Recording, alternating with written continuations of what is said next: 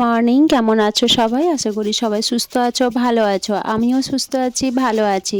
সকালে ঘুম থেকে উঠেই এই কাজটা করার খুব দরকার ছিল, কারণ এত পাতা পড়েছে।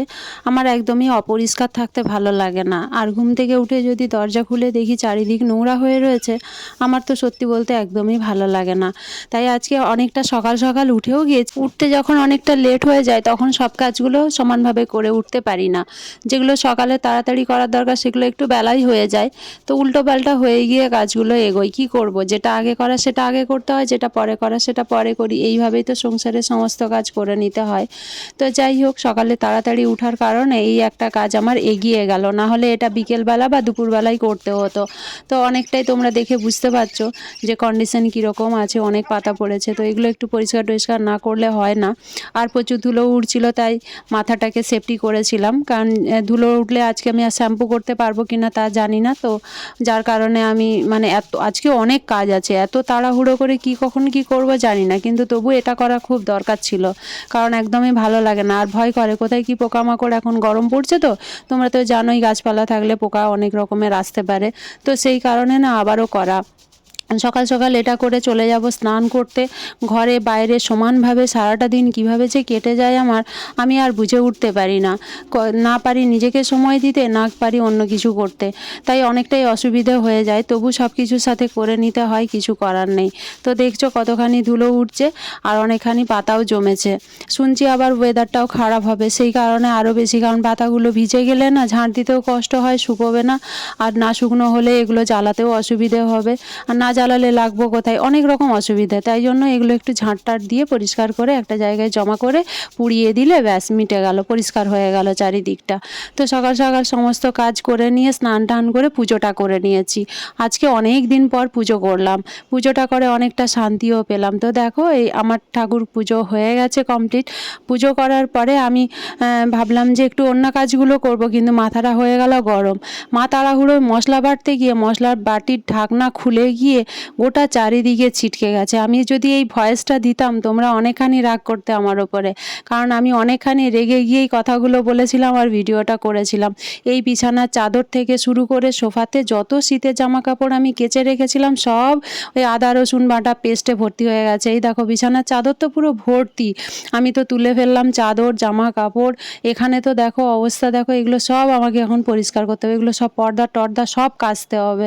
তাহলে বলো তো, তাড়াহুড়োর মধ্যে যদি এরকম হয় তো কতটা খারাপ লাগে। আমি জানি সে ইচ্ছে করে করেনি, কিন্তু তার একটা কমন সেন্স থাকা দরকার যে একটা বাটিতে কতটা মশলা ধরাবে বা কিভাবে সেটা করব। এত বছর আজ মশলা বাটছে মিক্সারে, তার উপরেও এরকম ভুল হলে কীরকম খারাপ লাগে।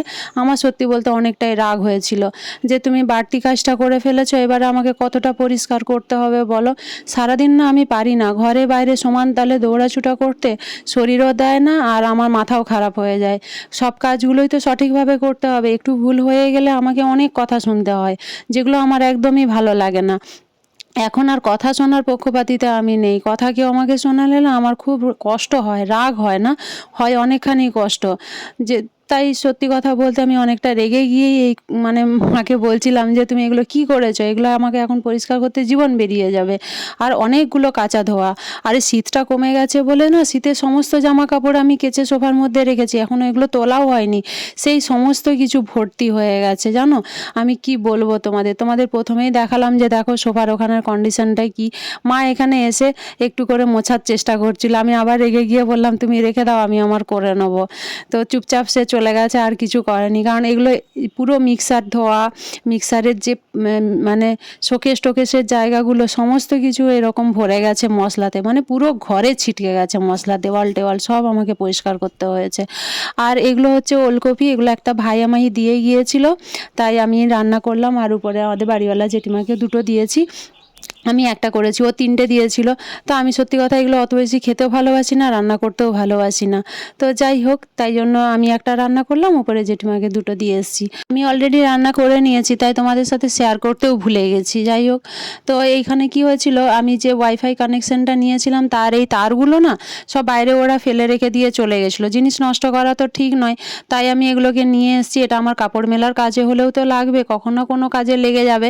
অনেকখানি তার রয়েছে, এখানে বসেই গোছানোর চেষ্টা করছিলাম, কিন্তু তারটা এমনভাবে পেঁচিয়ে গেছে যে কোনো মতেই আমি খুলতে পারছিলাম না বলে আবার বাইরে গিয়ে দৌড়ালাম। কারণ এই তারটা কয়েকদিন থাকার কারণে এখানে খুব অসুবিধে হয় হাঁটাচলা করতে। তোমরা তো দেখেইছো আমার রুমের ভেতরে স্পেস ভীষণই ছোট, জায়গা অনেকটাই কম, সব কিছুই একসাথে থাকে।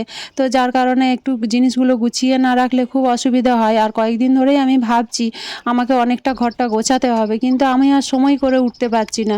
ঘরে বাইরে চারিদিকে করতে করতে আমি সত্যি বলছি একদমই সময় পাই না, জানো তো। রাত্রি শুতেই তো 11টা 11:30 বেজে যায়। আর রাত্রিবেলায় কি করে করব তারপরে, সেটাও সম্ভব হয় না, কারণ সবাইকেই শোয়ার একটা টাইম থাকে। রাতে তো আর আমি আমার মতো করে কাজ করতে পারি না। তো এই জন্য সবটা আর হয়ে উঠছে না। তো গুছিয়ে ফেলবো, সবই তোমাদের সাথে শেয়ার করব। তো তারটা গুছিয়ে নিয়ে কি তাড়াহুড়ো এক মুঠো খেয়ে নিয়ে দৌড়ে দৌড়ে বেরিয়েছি। কিছু এমার্জেন্সি কাজ বাইরে ছিল যেগুলো আমাকে করতেই হবে। আর তার সাথে তোমাদের সাথে একটু মজা করে একটা জিনিস শেয়ার করছি। রাস্তায় বেরোলে এরকম অনেক কিছুই হয়, কিন্তু কখনো ক্যামেরা অন থাকে না বলে আমি শেয়ার করতেও পারি না। তো এটা আমার বেশ মজাই লেগেছে। এই ছেলেটাকে দেখো, পিছনে লাল গেঞ্জি পরা সাদা গেঞ্জি পরা দুটো ছেলে আছে। লাল গেঞ্জি পরা ছেলেটা রীতিমতো লাইন মারছিল। হ্যাঁ, আমার না বেশ মজা লাগছিল, অনেক কিছু বলছিল। না টোন কেটে কোনো খারাপ কথা আমায় বলেনি, তারা নিজেদের মধ্যে একটা হাসাহাসি করছিল আর আমি ভিডিও করছিলাম বলে সেটা নিয়ে একটু ইয়ার্কি ঠাট্টা এরকম করছিল। আমি চিনি না তাই আমি একটু ভালো করে দেখছিলাম, আর কিছু না। তো চলো এবারে যাই। সজনে ফুল এগুলো হচ্ছে একটা মাসি দিয়ে পাঠিয়েছে, আমার খুব খেতে ভালো লাগে জানো তো। তো এই সজনে ফুলগুলো দিয়েছে, তো এইগুলো আমি কালকে সকালে করব। আর এখন একটুখানি নিয়ে নিয়েছি, দেখাচ্ছি তোমাদের। তো এই যে এখন রান্না করব বলে রাতে এই মিক্সড সবজি করব, তাই এগুলো কেটে নিয়েছি। আর এখানে এই বাটির মধ্যে অল্প ভিজিয়ে রেখেছি, এই সজনে ফুল দিয়ে করব। আমার অনেকটা ভালো লাগে। রাতে রুটিও হয়ে গেছে আজকে, এই যে এখানে রুটি করে রেখে দিয়েছি, এখনও ঘি মাখানো হয়নি। এদিকে তরকারিটা করে নিই, তারপর আবার আসছি। এই দেখো রান্না করবো বলে সব গুছিয়ে নিয়েছি। কোন দিকে আঙুলটা দেখাচ্ছি আমি বুঝতেও পারছি না ক্যামেরাতে। ওখানে ওই দেখো বাঁধাকপি দেখা যাচ্ছে, দুটো বাঁধাকপি মাসিমণি দিয়ে পাঠিয়েছে। আর এখন কড়াইটা গরম হয়ে গেছে, চলো তরকারিটা বসিয়ে দিই। তো চলো রাতের রান্নাটা করে নিয়ে আবার ওই শামুকগুলো যেগুলো রয়েছে ওগুলো আমাকে এখন পরিষ্কার করে রাখতে হবে সকালের রান্নার জন্য। তো দেখো সবজিটা আমি করে ফেলেছি, মিক্সড সবজি আর রুটি। তো এটাই আজকে রাতের ডিনার, রান্না কমপ্লিট হয়ে গেছে। এরপর আমি এগুলো ছাড়াতে যাব। আজকের ভিডিওটা এখানেই এন্ড করছি, কালকে আবার দেখা হবে। Bye bye and take care. সবাই ভালো থেকো, সুস্থ থেকো।